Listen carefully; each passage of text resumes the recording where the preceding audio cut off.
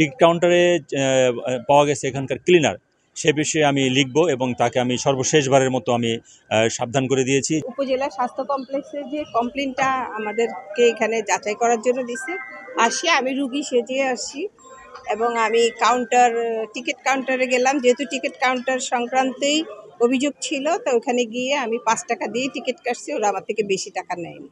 তারপরে আমি লাইনে দাঁড়িয়ে ডাক্তার দেখালাম, ডাক্তারও আমাকে ওষুধ দিল। তো ওষুধ কাউন্টারে গেলাম, ওনারা কোনো টাকা ছাড়াই আমাকে ওষুধ দিল, ওইখানে কোনো গাফিলতি পাইনি। পরবর্তীতে জানতে পারলাম যে ক্লিনার কাউন্টারে যিনি বসেছিলেন উনি ক্লিনার, তো উনি টিকিট কাউন্টারে টিকিট বিক্রি করছেন।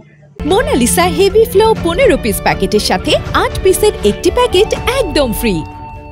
ড্রেস আমরা 2 ঘন্টা আগে আমরা এসেছি এবং এটা আমার যে আছে, আমার কমিটির সদস্য আছে, ওনাকে আমি রোগী সাজিয়ে আমি টিকিট কাটিয়েছি, টিকিট কেটেছে আর তারপর ওষুধ এনেছে। তাতে ওই ধরনের আমরা কোনো ব্যত্যয় পাইনি, 5 টাকায় দিয়েছি আমরা। পরিষ্কার পরিচ্ছন্নতা অবস্থা খুবই খারাপ, খুবই নাজুক অবস্থা, মোটে এটা গ্রহণযোগ্য না একটা স্বাস্থ্য কমপ্লেক্স হিসাবে।